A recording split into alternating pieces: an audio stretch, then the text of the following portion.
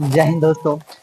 आप सभी का केमिस्ट्री की दुनिया में बहुत बहुत स्वागत है। चलिए हम सबसे पहले पढ़ते हैं केमिस्ट्री के बारे में।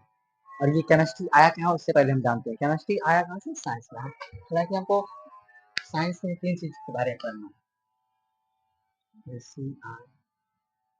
साइंस मतलब विज्ञान।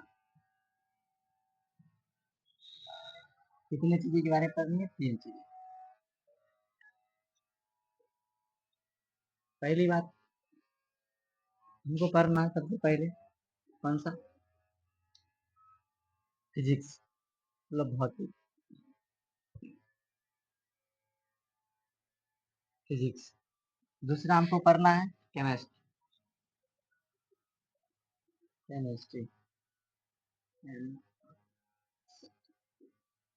तीसरा आ जाता है इसमें बायोलॉजी। बायोलॉजी मतलब साइंस में कौन क्या क्या आ जाती है? फिजिक्स, केमिस्ट्री और बायोलॉजी। उसमें से हमको क्या देखना है आज? केमिस्ट्री में देखना। केमिस्ट्री को हिंदी में क्या बोलते हैं? रसायन शास्त्र। रसायन रसायन शास्त्र। रसायन शास्त्र। क्या पढ़ना है? रसायन शास्त्र के बारे में।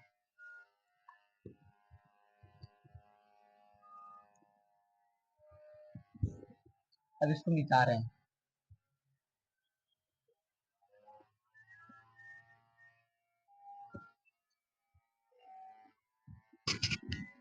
चलिए अब देखते हैं रसायन शास्त्र जो बना हुआ है, केमिस्ट्री जो शब्द बना हुआ किससे मिलकर बना हुआ है ना? कौन सी भाषा से आया है ना? इसका मतलब क्या होता है इसके बारे में अभी समझेंगे। ठीक है, तो देखिए केमिस्ट्री जो शब्द है वो कीमिया से बना हुआ है। किससे? कीमिया शब्द से। कौन से शब्द से?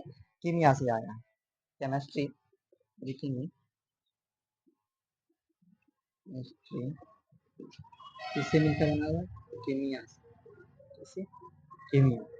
किससे मिलकर बना है? कीमिया। कीमिया का मतलब क्या होता है? काली मिट्टी। क्या मतलब होता है? काली मिट्टी। कीमिया का मतलब होता है काली मिट्टी। कीमिया का मतलब क्या हो जाएगा?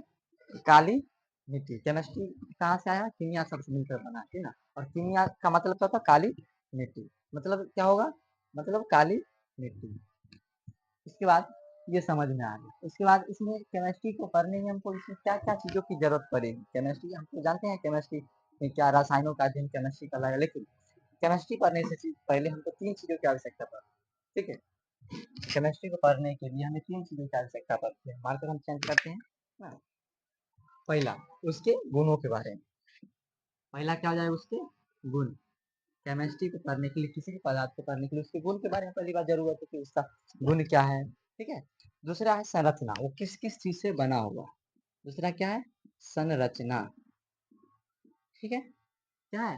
संरचना। पहला क्या बताया? किसी पदार्थ को जानने में हमको उससे पहले हमको क्या चाहिए? गुण के बारे में, उसका गुण क्या है। दूसरी बात ना संरचना का। तीसरा जो बात आता है जिसके बारे में क्या है? अभिक्रिया। वो किससे अभिक्रिया करेगा? क्या करेगा? किससे सॉरी अभिक्रिया करेगा। वो किससे अभिक्रिया करेगा? ये 3 चीजों के बारे में हमको केमिस्ट्री में अभी केमिस्ट्री में हमको क्या पढ़ना है? गुण के बारे में, संरचना के बारे में और अभिक्रिया के बारे में। इतना चीज आपको ध्यान में रहेगा। चलिए किसके किसके बारे में पढ़ना है बोलिएगा? गुण के बारे में पढ़ना है, संरचना के बारे में पढ़ना है और तीसरा आ जाएगा अभिक्रिया के बारे में। ठीक है। गुण के बारे में कैसे पढ़ना है? जैसे किसी भी पदार्थ ले लीजिए तो उसके बारे में हमको गुण चाहिए ना, जो उसका गुण कैसा, लक्षण कैसा है ना, उसका उसका संरचना आकार कैसा है ना, वो किससे अभिक्रिया करेगा, ये तो हमको चाहिए ना। जैसे हम यही मार्कर को ले ले अभी जस्ट एग्जाम्पल लो। ये मार्कर को लेंगे, इसमें बोलेंगे इसका गुण क्या है, ठीक है ना। तो गुण या तो आप लोग बोलिएगा इसमें कि ये क्या है? ब्लू है। क्या है? नीला। क्या है? ये क्या है? इसका कलर कैसा दिखता है? नीला मतलब ब्लू। उसका संरचना। संरचना के बारे में देखेंगे तो संरचना इसका कैसा लग रहा है? लगभग स्तंभाकार लग रहा है कि नहीं लग रहा है? देखिए स्तंभाकार है, जिसको बोल सकते हैं इसका संरचना। और ये अभिक्रिया किससे करेगा? हालांकि इसके ना अभिक्रिया किससे करेगा? इन तीनों चीजों के बारे में हम किसमें पढ़ेंगे? केमिस्ट्री में पढ़ेंगे। ठीक है, तो चलिए सबसे पहली बात साइंस केमिस्ट्री शब्द कहाँ से है? कीमिया। कीमिया का मतलब होता है काली मिट्टी। ठीक है, क्या हो जाता है? काली मिट्टी। ठीक है। अब जानते हैं केमिस्ट्री का परिभाषा कीजिएगा। तीनों बात याद है बात? केमिस्ट्री में किसका? गुण, संरचना और अभिक्रिया के बारे में वो पढ़ना है। ठीक है, चलिए इन तीनों के बाद हम जानते हैं केमिस्ट्री का परिभाषा के बारे में ना। आखिर केमिस्ट्री कहते किसको है? ठीक है, केमिस्ट्री कहते किसको? चलिए केमिस्ट्री कहते किसको, चलिए हम यहाँ पर लिखते हैं रसायन शास्त्र। रसायन रसायन शास्त्र, इसी को इंग्लिश में क्या बोलते हैं, केमिस्ट्री। केमिस्ट्री, ठीक है, क्या कहेंगे, केमिस्ट्री। इसका परिभाषा क्या हो जाएगा, हम पहले इसमें क्या बोले थे, इसमें गुण संरचना और अभिक्रिया के बारे में पढ़ना, तो वही बात यहाँ पर भी लिखना। लिखेंगे कहाँ से, विज्ञान से, तो लिखेंगे विज्ञान की वह शाखा, क्या लिखेंगे, विज्ञान की वह शाखा जिसमें पदार्थों के गुण संरचना एवं अभिक्रियाओं का अध्ययन किया जाता है, उसे हम क्या कहेंगे, रसायन शास्त्र कहेंगे। क्या लिखेंगे, विज्ञान की वह शाखा, विज्ञान की वह शाखा, जिसमें जिसमें पदार्थों की गुण, संरचना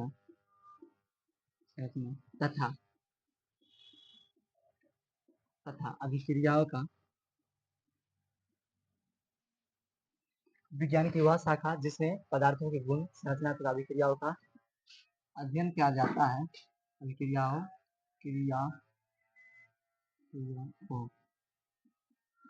क्रियाओं का अध्ययन किया जाता है, अध्ययन किया जाता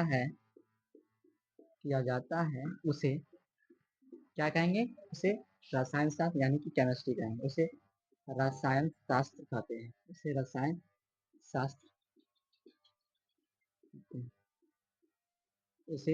शास्त्र कहते हैं। इतना बात क्लियर हुआ, क्या लिखे इसमें, रसायन शास्त्र विज्ञान की वह शाखा जिसमें पदार्थों की गुण संरचना तथा अभिक्रियाओं का अध्ययन किया जाता है, उसे हम क्या कहेंगे, चलिए लाइन आ गया है।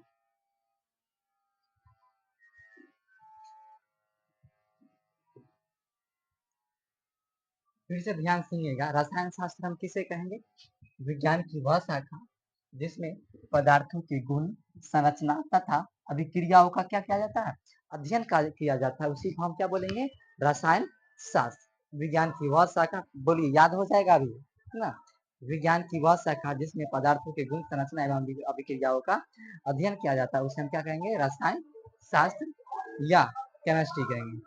याद रहेगा आप सभी को।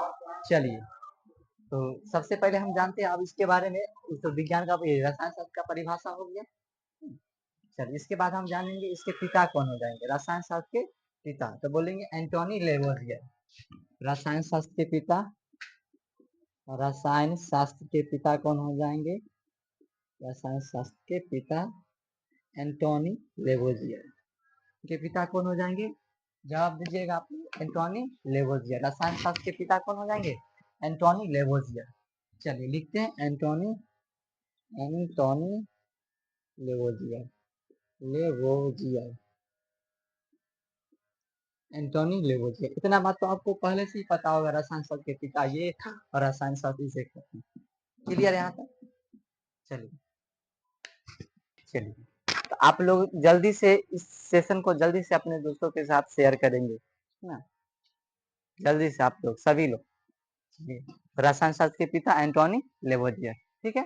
चलिए इसके बाद हम पढ़ते हैं नया टॉपिक है ये पदार्थ, मैटर। पदार्थ किसे कहते हैं, इतना बात क्लियर ना आप सभी को। चलिए याद हो गया ना, फिर से बोलिए, एक बार फिर से बोलिए, विज्ञान की वह शाखा जिसमें हम क्या करते हैं, पदार्थ के गुण संरचना तथा अभिक्रियाओं का अध्ययन करते हैं, उसी को हम क्या बोलेंगे, रसायन शास्त्र। चलिए इसको मिटाते हैं।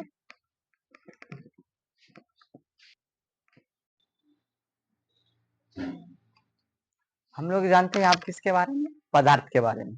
पदार्थ क्या होती है, ठीक है, मैटर, पदार्थ। नया टॉपिक लिखेंगे पदार्थ, अपनी अपनी कॉपी पर लिखते चलेंगे, क्या होता है पदार्थ,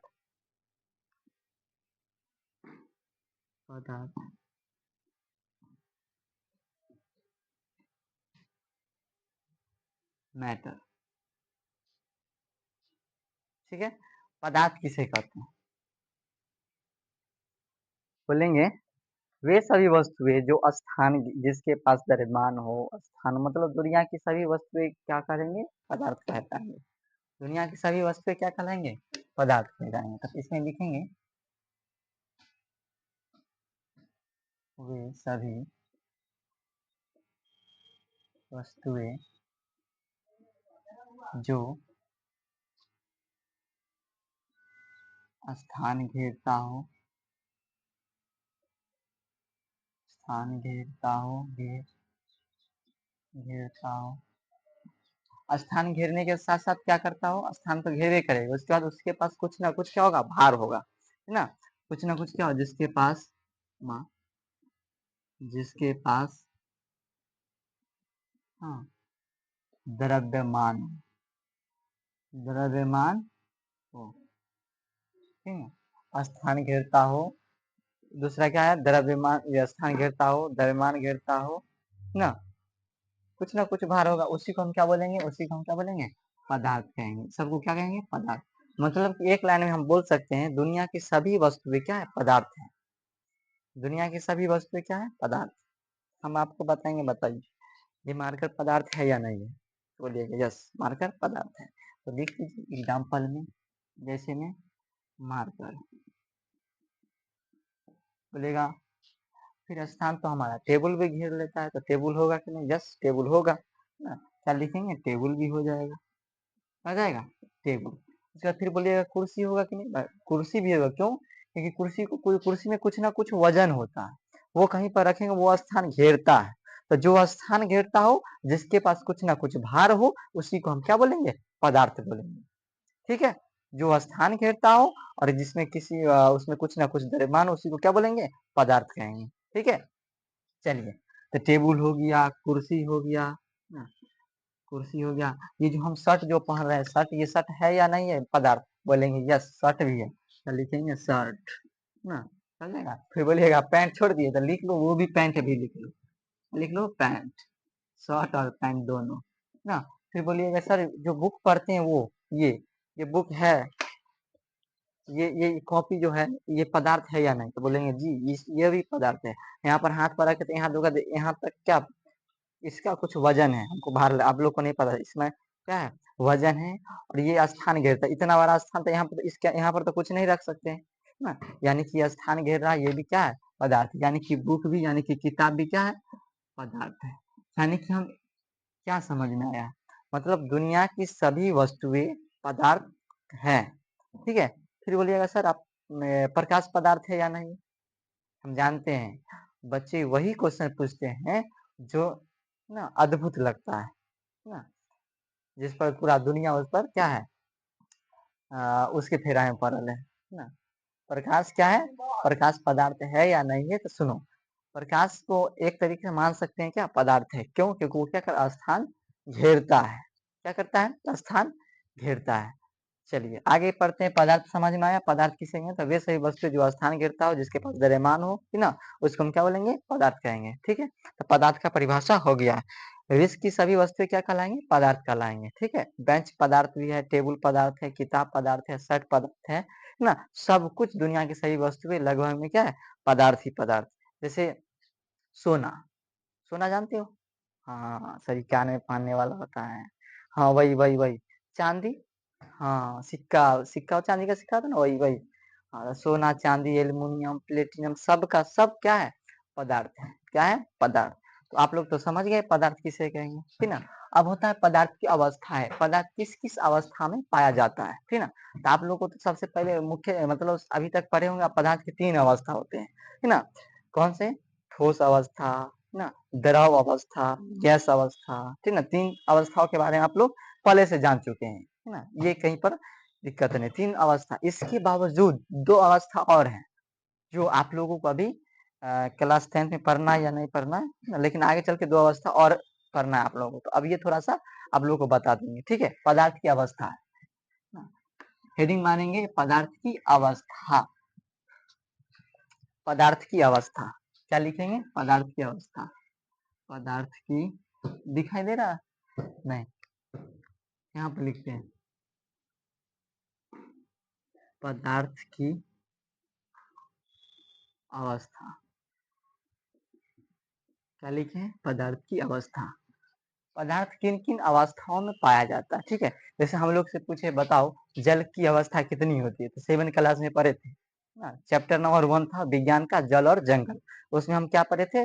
जल, जल की अवस्था। जल की 3 अवस्था होती थी ना, ठोस द्रव गैस, थी ना। ठोस में है तो वो बर्फ बन जाएगा, द्रव में है तो पानी बन जाएगा, गैस में है तो वो क्या बन जाएगा? वाष्प बन जाएगा। ये क्या है? जल की अवस्था। उसी प्रकार यहाँ पर पदार्थ की भी अवस्था होती है, ठीक है। तो पदार्थ की अवस्था होती है 5। कितनी अवस्था होती है? 5। आज से याद रखेंगे कितनी अवस्था होती है? 5, ठीक है। तो पहला याद रखेंगे इसकी 5 पाँच पाँच अवस्था के बारे में जानेंगे, है ना।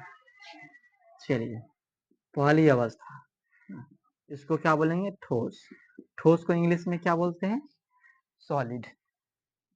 देख लीजिएगा अपना इंग्लिश, ठीक है, सॉलिड। दूसरा अवस्था आ जाता है ठोस। दूसरा आ जाता है द्रव। द्रव को बोलते हैं लिक्विड।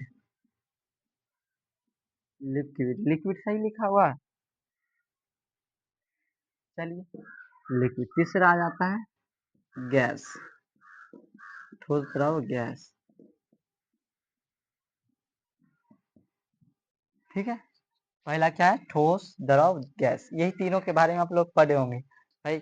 जो ठोस है, ठीक ना, जिसको इसको उठा के मार दिए, ये क्या अभी इस किस अवस्था में? अभी ठोस अवस्था में मारेंगे तो कपार फूट जाएगा आप सभी का, है ना। तो ये क्या है? ठोस अवस्था। यही अगर पानी रहेगा तो उसको बोलेंगे द्रव अवस्था, ठीक ना। अगर कोई गैस हो गया, उड़ गया वो पानी, तो क्या बोलेंगे? गैस अवस्था। लेकिन 2 अवस्था और भी होती है ना। 2 अवस्था और भी होती है ना। चौथी अवस्था होती है पदार्थ की, चौथी अवस्था हो जाती है कौन सा? प्लाज्मा अवस्था। कौन सा? प्लाज्मा अवस्था, है ना। पदार्थ की चौथी अवस्था कौन सी हो जाएगी? प्लाज्मा अवस्था। और लास्ट है 5वां अवस्था, जिसका नाम है बोस आइंस कंडेंसेट। 5वीं अवस्था क्या है? Bose Einstein Einstein condensate.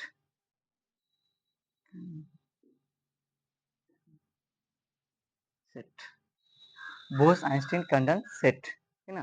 तो पदार्थ की अवस्था कितनी? पहला बोलेंगे ठोस अवस्था, दूसरा द्रव अवस्था, तीसरा गैस अवस्था, चौथा प्लाज्मा अवस्था, और 5वां बोस आइंस्टीन कंडेंसेट, ठीक है। तो ये पदार्थ की 5 अवस्थाएं होती है, ठीक है। तो इसमें ठोस में ये ठोस द्रव गैस के बारे में आप जानते ही होंगे, है ना। 2 गो बचा प्लाज्मा और बोस आइंस्टीन कंडेंसेट, ठीक ना। हालांकि बोस आइंस्टीन कंडेंसेट पर अभी रिसर्च ही चल रहा है, अभी पूरी तरह से। लेकिन एक वो चीज बताया गया है, ठीक ना। दुनिया का जितना सबसे न्यूनतम टेम्परेचर, उसको रखेंगे बोस आइंस्टीन में, है ना। कंडेंसेट दुनिया का सबसे न्यूनतम, जैसे 273 डिग्री सेल्सियस होता है, माइनस 273 डिग्री सेल्सियस, ये दुनिया का सबसे क्या है? मैक्सिमम, मैक्सिमम बोलते हैं सबसे कम क्या है? टेम्परेचर है। इससे कम का टेम्परेचर दुनिया में हो ही नहीं सकता, है ना। ऐसे प्लाज्मा अवस्था, प्लाज्मा अवस्था ये ऐसी अवस्था है ना। कैसी अवस्था है? जैसे खखार को देखे हैं, नो न वो ठोसे है न वो द्रव्य है ना। वो कैसा अवस्था है? प्लाज्मा, है ना। क्या है? प्लाज्मा अवस्था। इसको कैसे बोलेंगे? सुनो, ज्वाला, ये देखिए, देखें आप ज्वालामुखी ना, मतलब कि इसमें हाईएस्ट टेम्परेचर रहेगा, है ना। प्लाज्मा अवस्था में हाईएस्ट टेम्परेचर, है ना। और बोस आइंस्टीन कंडेंसेट में सबसे लोअर टेम्परेचर। एक तरफ हाई टेम्परेचर और दूसरी तरफ लोअर टेम्परेचर। ये प्लाज्मा अवस्था में ना, ये प्लाज्मा अवस्था वैसे अवस्था कहते हैं, वो ना द्रव रहता है, वो ना ठोस रहता है ना। जैसे खखार को फेंक दीजिएगा, एक कटोरा खखार अगर फेंका गया कोनो बुरा हो, तो वहां पर देखिएगा खखार ना, वो मतलब पीछे, मतलब पूरे फैलेगा भी नहीं, और वहीं पर ठाड़ रहेगा, चुप बैठा रहेगा, देखेगा इधर उधर ना। तो वो क्या है? प्लाज्मा अवस्था, ठीक है। प्लाज्मा अवस्था के बारे में आप लोग को इंटर में अच्छा से पढ़ाया जाएगा, ठीक है। अभी फिर से इतना जानिए, पदार्थ की अवस्था 5 अवस्था: ठोस अवस्था, द्रव अवस्था, गैसीय अवस्था, प्लाज्मा अवस्था, बोस आइंस्टीन अवस्था, ठीक है। चलिए, इतना बात सबसे क्लियर होगा। चलिए, एक सवाल और आप लोगों से, पदार्थ की सबसे छोटा कण कौन सा होता है? पदार्थ की सबसे छोटा टुकड़ा, पदार्थ की सबसे छोटा टुकड़ा, पदार्थ की सबसे छोटा टुकड़ा बताओ। पदार्थ की सबसे छोटा टुकड़ा कौन सा होता है? आप लोग जवाब दीजिए कमेंट में। बताइए, जल्दी से नहीं बताइए। पदार्थ की सबसे छोटा टुकड़ा। हाँ, आप लोगों बताइए बताइए। चलिए, हाँ, तो पदार्थ की सबसे छोटा टुकड़ा कौन सा होगा? आप लोग बोलिएगा परमाणु। क्या हो जाएंगे? परमाणु, यानी कि एटम, परमाणु। इसी को इंग्लिश में क्या बोलते हैं? एटम, एटम, ठीक ना। पदार्थ की सबसे छोटा जो टुकड़ा वो क्या है? एटम। मतलब पदार्थ जो बना हुआ है, किससे बना हुआ है? परमाणुओं से मिलकर बना हुआ। जैसे हम लोग मनुष्य, बताओ, मनुष्य मनुष्य की छोटी इकाई क्या है? मतलब जीवित कोशिका, ये जीवित कोशिका बोलते हैं, सॉरी, सजीवों की सबसे छोटी इकाई क्या है? तब बोलेंगे क्या? कोशिका। सजीवों की सबसे छोटी इकाई कोशिका। उसी प्रकार पदार्थों की दुनिया में जितने भी पदार्थ हैं, ये है वो, मतलब बेंच है, मोबाइल है, फोन है, आप लोग फोन पर देख रहे होंगे फोन, लैपटॉप पर देख रहे हैं तो लैपटॉप, बेंच, टेबल, सबकी क्या होती है? एक छोटी कण से मिलकर बने ये सब, ठीक ना। बेंच को छोड़ दो, बेंच कोशिका वाला, लेकिन वो मृत हो गया, ना। तो किससे मिलकर बना? वो परमाणुओं से मिलकर बना हो। किससे? परमाणुओं से, ठीक है। किससे? परमाणुओं से। तो पदार्थों की सबसे छोटा टुकड़ा कौन सा हो जाएगा? परमाणु। कौन सा हो जाएगा? परमाणु। पदार्थ की सबसे छोटी टुकड़ा क्या कहलाएंगे? परमाणु कहलाता है ना। और फिर परमाणुओं में परमाणु जो होते हैं वो 3 मौलिक कणों से मिलकर बने होते हैं ना। ये जो परमाणु है इसमें 3 मौलिक कणों से मिलकर बने होते हैं, ठीक ना। पहला आता है कौन सा? ये कोनो परमाणु है ना। और परमाणु के बीच में रहता है वो केंद्रक, है ना, जिसको बोलते हैं न्यूक्लियस, है ना। ये रहता है बीच में न्यूक्लियस, है ना। तो इसमें इस परमाणु जो 3 मौलिक कणों से मिलकर बने होते हैं, इलेक्ट्रॉन, प्रोटॉन और न्यूट्रॉन। इलेक्ट्रॉन, प्रोटॉन और न्यूट्रॉन, ना। ये कितने चीज से मिलकर बने होते हैं? इलेक्ट्रॉन, याद रखें 3। पहला है, पहला क्या? इलेक्ट्रॉन, इसे इंग्लिश में लिखेंगे इलेक्ट्रॉन। दूसरा आता है प्रोटॉन, तीसरा है न्यूट्रॉन, न्यूट्रॉन ना। इलेक्ट्रॉन, इसी को प्रोटॉन या प्रोटॉन बोल सकते हैं। प्रोटॉन, तीसरा है न्यूट्रॉन, न्यूट्रॉन। परमाणु 3 मौलिक कणों से मिलकर बने होते हैं। कौन कौन सा? इलेक्ट्रॉन, प्रोटॉन और न्यूट्रॉन। इलेक्ट्रॉन, प्रोटॉन, न्यूट्रॉन, याद रहेगा।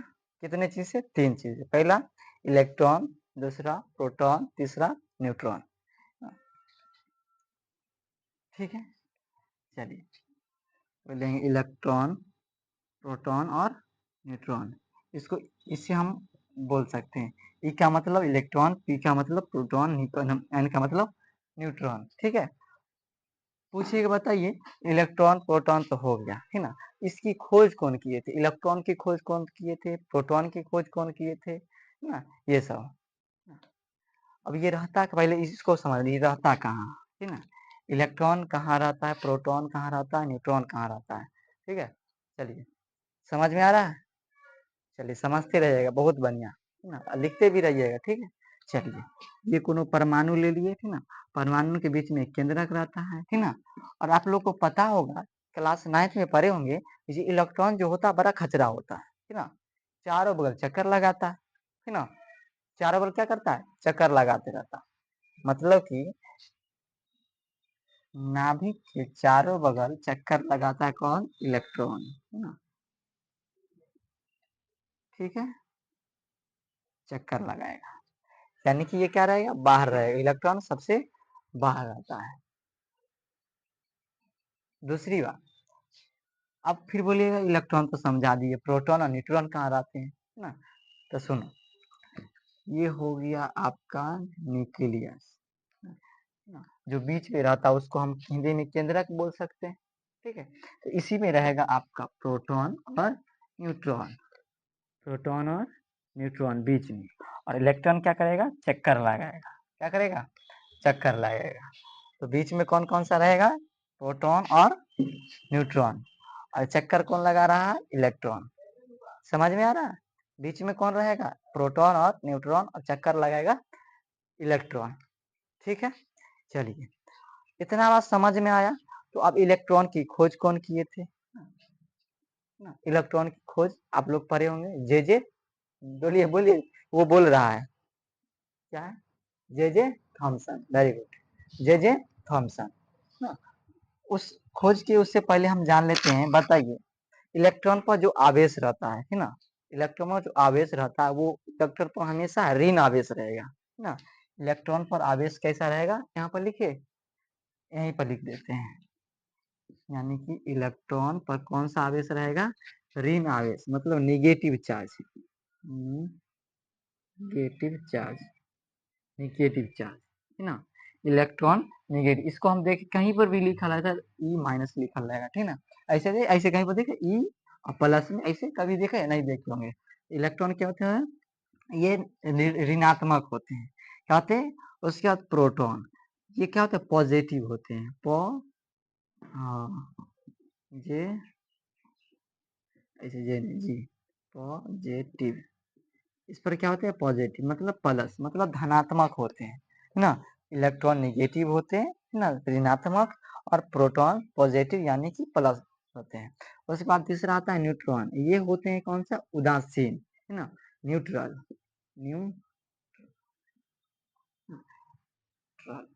देख लीजिएगा, इसको हिंदी में बोलते हैं उदासीन। क्या बोलते हैं? उदासीन, है ना।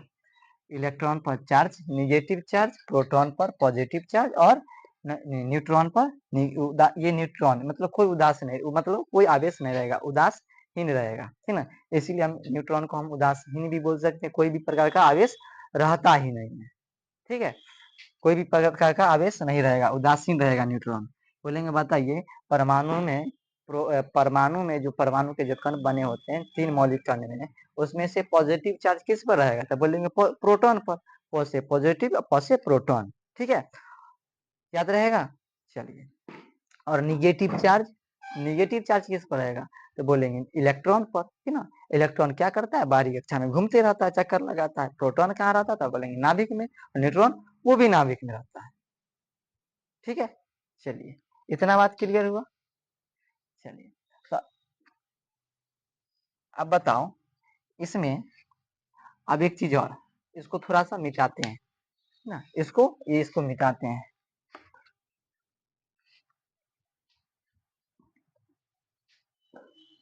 एक चीज लिखे, एरो देके, किसी भी परमाणु जितना प्रोटॉन हो, किसी परमाणु में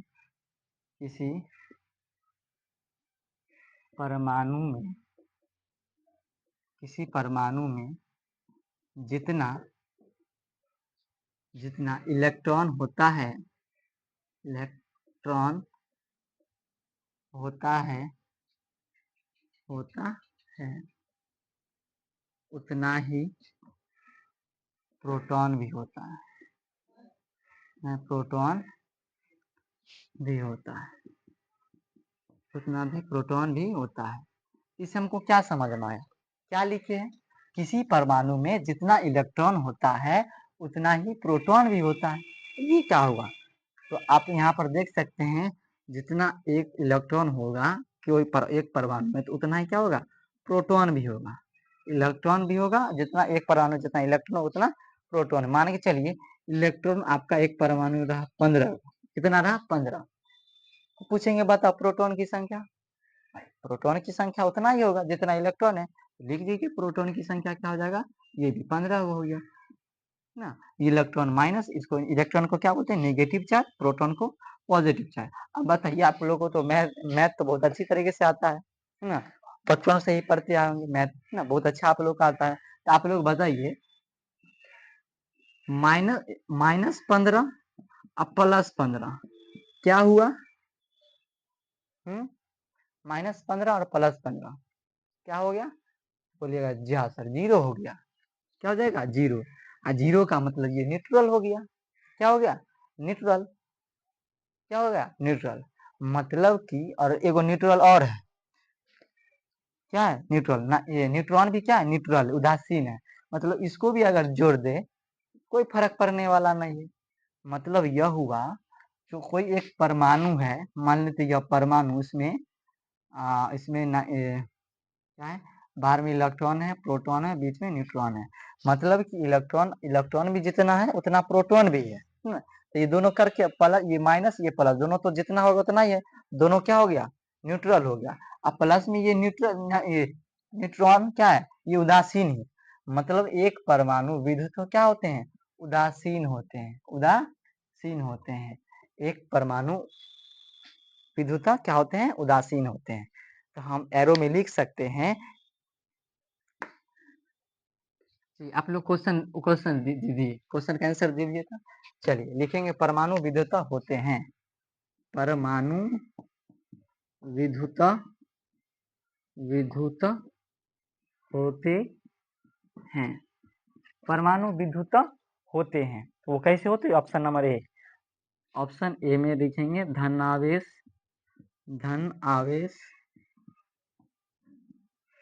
बी में लिखेंगे ऋण आवेश, सी में लिखेंगे उदासीन, डी में लिखेंगे सभी। बताइए इसका आंसर, बताइए आप सभी लोग। कोई परमाणु विद्युत होते हैं, क्या होते हैं, धन आवेशित होते हैं, या ऋण आवेशित होते हैं, या उदासीन होते हैं, या इनमें से कोई नहीं। ऑप्शन नंबर बताइए, जवाब सभी लोग का आना चाहिए जल्दी। क्या हो जाएंगे, देखिए क्या हो जाएंगे, हाँ आप लोगों को तो पता है। चलिए क्या हो जाएंगे, उदासीन हो जाएंगे। क्या हो जाएंगे, उदासीन। क्यों, क्योंकि उसमें जितना इलेक्ट्रॉन रहता है उतना ही प्रोटॉन रहता है ना? ये दोनों मिलकर न्यूट्रल हो जाएगा, एक बार न्यूट्रल मतलब 0 + 0 क्या हो जाएगा, 0 ना होगा है? हाँ, तो ये दोनों इलेक्ट्रॉन और प्रोटॉन मिलकर न्यूट्रल हो जाएगा, एक बार है न्यूट्रॉन, वो भी क्या न्यूट्रल है। मतलब कि परमाणु विद्युत हो जाते हैं उदासीन। ये क्वेश्चन आप लोग से पूछा जा सकता है, ऐसा याद रखिएगा, है ना? चलिए आप लिखेंगे खोजकर्ता ना, ये बात क्लियर हो गई, इलेक्ट्रॉन प्रोटॉन और न्यूट्रॉन। आप लिखेंगे खोजकर्ता। चलिए आप लोग दबा के शेयर कीजिए और लाइक कीजिए, लाइक नहीं करते हैं आप लोग। बहुत दिनों के बाद हम आज आपके लिए वीडियो बनाए हैं, ठीक है? आप लोग घर पे अच्छा से पढ़िए, क्योंकि कल पढ़ेंगे करते करते आज 6 महीने हो गए, आप लोग पढ़ते ही नहीं है ना? तो आप लोग जरूर पढ़िए, है ना? लिखेंगे खोजकर्ता, किसकी खोज करता, इलेक्ट्रॉन प्रोटॉन की खोज करता, ठीक है? इलेक्ट्रॉन की खोज कौन किए थे, प्रोटॉन की खोज कौन किए थे, न्यूट्रॉन की खोज कौन किए थे, ना? तो आप लोग को तो पता होगा इलेक्ट्रॉन का, जे थॉमसन। नहीं दिखाई देता है, चलिए यहाँ पर हम लिख देते हैं, इलेक्ट्रॉन इसकी कौन खोज किए थे, तो जे थॉमसन, जे थॉमसन, ना, जे थॉमसन। क्या आप लोगों को याद हो रहा है, जे थॉमसन? जल्दी से कमेंट करके बताइएगा, आप लोगों को याद हो रहा है? चलिए जे थॉमसन, इलेक्ट्रॉन की खोज जे थॉमसन ना। प्रोटॉन की खोज, बताइएगा। हाँ, रदरफोर्ड, गोल्डस्टीन, ठीक, रदरफोर्ड,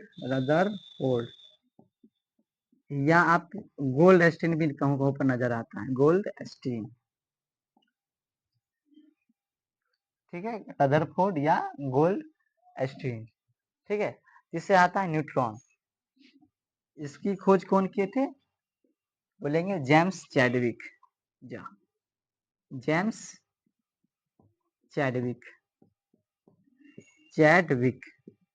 जेम्स चैडविक। तो खोजकर्ता में क्या लिखे, अच्छा हाँ ठीक दिख रहा है।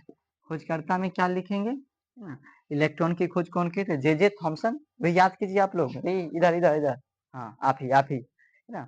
इलेक्ट्रॉन की खोज कौन किए थे, जे थॉमसन, इधर आ जाते हैं। इलेक्ट्रॉन की खोज कौन किए थे, J Thomson.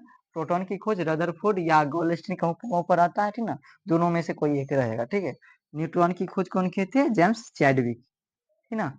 Neutron James Chadwick, electron J Thomson, proton Rutherford या गोल्डस्टीन, न्यूट्रॉन जेम्स चैडविक। आप लोग बताइए इलेक्ट्रॉन पर धन आवेश की ऋण आवेश, इलेक्ट्रॉन पर धन आवेश या ऋण आवेश बोलिए ऋण आवेश, प्रोटॉन पर धन आवेश, प्रोटॉन पर धन आवेश और न्यूट्रॉन पर कोई उदासीन नहीं, मतलब उदासीन होता है, ठीक है, उदासीन हो जाता है। इतना बात क्लियर हो गया। चलिए, उदासीन हो गया है ना। चलिए, यहाँ तक किसी को कोई दिक्कत, किसी को समझने में कोई प्रॉब्लम नहीं, तो आगे चलते हैं, है ना। आप जानते हैं अगला जो आता है तत्व, है ना। ये इलेक्ट्रॉन जो है वो तत्वों से मिलकर बने होते हैं।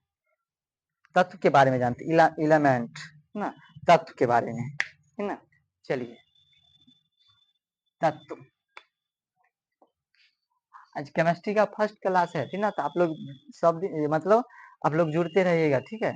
और आप लोग कमेंट नहीं करते हैं जो अगला वीडियो किस पर से, इसीलिए अब वीडियो नहीं बन पाता है। आप लोग जवाब दीजिए और नए नए सर से आप लोगों को मतलब पढ़ाया जाएगा, ठीक ना। आप बोलेगा मैथ, मैथ के लिए स्पेशल टीचर है, बहुत अच्छे टीचर है ना, प्रेम प्रकाश सर, हाँ, तो आप लोग उनसे पढ़ सकते हैं मैथ के लिए, लेकिन आप लोग बोलिएगा तब तो, आप लोग सुतल रहते हैं, वो भी सो जाते हैं। चलिए, लेकिन ऑफलाइन में बहुत अच्छी अभी पढ़ा रहे हैं, ठीक ना, तो आप लोग बोलिए मैथ पढ़ाने के लिए, तो वो मैथ पढ़ाएंगे, ठीक है। चलिए, तो लिखेंगे कौन सा तत्व, एलिमेंट, तत्व, यहाँ पर लिखे, यहाँ पर लिखते हैं तत्व, तत्व,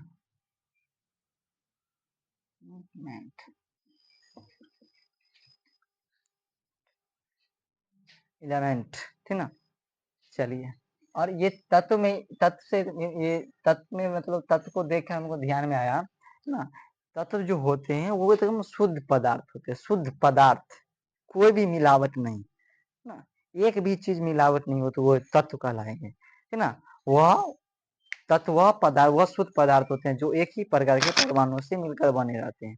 तत्व वह शुद्ध पदार्थ होते हैं, लिखेंगे तत्व वह शुद्ध पदार्थ होते हैं, शुद्ध पदार्थ, शुद्ध पदार्थ होते हैं, क्या लिखे, तत्व वह शुद्ध पदार्थ होते हैं जो एक ही प्रकार के, जो एक ही जो एक ही प्रकार के परमाणुओं से मिलकर बने होते, परमाणुओं से मिलकर बने होते हैं, जो एक ही प्रकार के परमाणुओं से मिलकर बने होते हैं, उसे क्या कहेंगे, तत्व कहते हैं ना। तो बोलिएगा जा सर उदाहरण में बताए, देखो उदाहरण क्या हो जाएंगे, जैसे हम इसमें उदाहरण उदाहरण उदाहरण क्या बोलेंगे, पहले इस परिभाषा देखिए, तत्व वह शुद्ध पदार्थ, मतलब कोई भी मिलावट ही नहीं होती, मतलब दुनिया में सब कुछ मिलावट है, लेकिन तत्व भी ऐसा है इसमें कोई भी मिलावट नहीं है ना। आदमी बोलता है ये देखिए आपका ये जो अभी आम का सीजन चल रहा है, बोलेगा ये आम बहुत अच्छा आम है ना, और वो देखिएगा वो वही खराब निकल जाता है ना। बोलेगा इसमें कोई भी मिलावट नहीं है ना, और उसमें मिलावट रहता है। ये कपड़ा बोलेगा सूती का, लेकिन इसमें कॉटन भी मिला रहता है, ठीक है। तो आदमी आजकल क्या होगा, है ना, विश्वासहीन होते जा रहा है ना, विश्वासहीन होते जा रहा है, ठीक ना, बोलेगा कुछ करेगा कुछ, है ना। चलिए, तो आप लोग सही से यहाँ ईमानदारी से पढ़िएगा, ठीक है। चलिए, तो उदाहरण इसमें क्या हो सकता है, मतलब एकदम शुद्ध पदार्थ, वो एक ही परमाणु से मिलकर बने होते हैं, दूसरा कुछ नहीं। तो आप लोग जानते होंगे, जैसे बोलिएगा इस मार्कर, इस मार्कर में क्या चीज मिल रहा होगा, बोलिएगा प्लास्टिक भी है, इसमें थोड़ा सा जल भी होगा, है ना, और उसके बाद रंग भी होगा, बहुत चीज से मिलकर बने होते हैं, ठीक ना। बोलिए ये तो नहीं हुआ, है ना। तो तत्व उसे कहेंगे जो शुद्ध पदार्थ होता हो और जो एक ही प्रकार के परमाणुओं से मिलकर बने होते, उसी को हम बोलेंगे तत्व, अन्यथा कोई भी तत्व नहीं है, ठीक है। जैसे आप बोलेंगे पारा, क्या होगा, पारा, पारा तत्व है, तो बोलेंगे जी सर पारा तत्व है ना। बोलिएगा सोना, सोना तत्व है, बोलेगा जी सर सोना तत्व है ना। सोना, है ना, सोना क्या, सोना तत्व है ना। फिर बोलिएगा सही सोना तो एगो एगो 22 कैरेट, एगो 24 कैरेट वाला होता है, उसमें भी अशुद्ध शुद्ध वाला हो जाता है ना। उसको पूरा शुद्ध अगर सोना बनाया जाता ना, मतलब पहनने के लिए, आभूषण के लिए, तो बनेगा ही नहीं, है ना, बनेगा ही नहीं, इसीलिए उसमें कुछ मिलावट मिला दिया जाता है ना। बाकी सोना भी क्या आता है, शुद्ध पदार्थ हो जाता है ना। जैसे बताओ ऑक्सीजन, ऑक्सीजन क्या है, ओ, है ना, नाइट्रोजन, है ना, उसके बाद फास्फोरस, पोटेशियम ना, सोडियम, ये सब क्या है? शुद्ध पदार्थ है। तो ये सब क्या हो जाएंगे? तत्व। मतलब पीरियोडिक टेबल में जितने भी है वो सब के सब तत्व हैं। ठीक है, पीरियोडिक टेबल में जितने भी एलिमेंट देखे सब क्या है? तत्व है। अभी तक कितना है? अभी तक कितना ज्ञात हो चुका है? तो 100 कितना 118, 118 तत्वों की मतलब खोज हो गया है। ठीक है, चलिए अभी तक पृथ्वी पर 118 तत्वों की क्या हो गई है? खोज हो गई है। क्या है? अच्छा लाओ,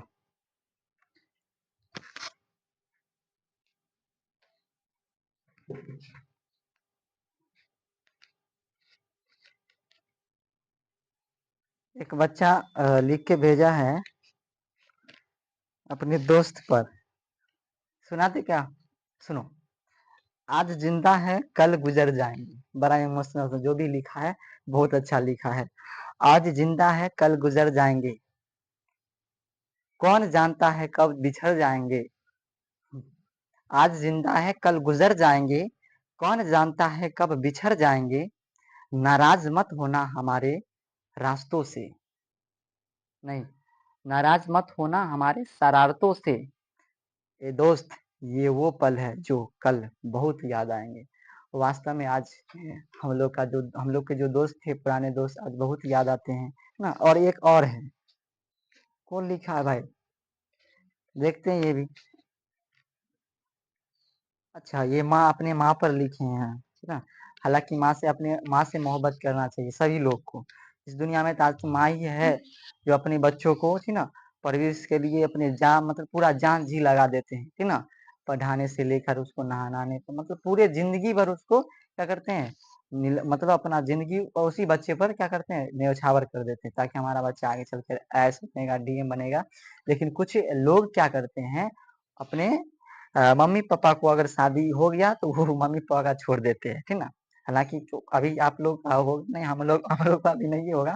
चलिए, ऐसा नहीं करना। वही लिखा है एक बच्चा ना, लिखता क्या वो, जिसका शादी होता है, my life is my wife ना। वो एक माँ लड़का है, लिखा है, माँ है तो मौज है, माँ है तो मौज है, माँ है तो मस्ती है, माँ है तो मौज है, माँ है तो मस्ती है, माँ के बिना ये दुनिया कहाँ बसती है। माँ के बिना घर भी घर नहीं लगता, माँ अगर है तो जीवन में डर भी नहीं लगता। माँ है तो जीवन में सुकून है, माँ से ही जीवन में धुन है। माँ है तो जीवन में सुकून है, माँ से ही जीवन में धुन है। माँ बच्चे की जान है और जहान है, इसीलिए तो माँ महान है। बहुत अच्छा, ताली देना चाहिए आप लोग ना। जो भी लिखा बहुत शानदार लिखे आप लोग। तो फिर मिलते हैं नेक्स्ट क्लास में, तब तक के लिए बने रहे हमारे साथ ना। तब तक के लिए जय हिंद, जय भारत।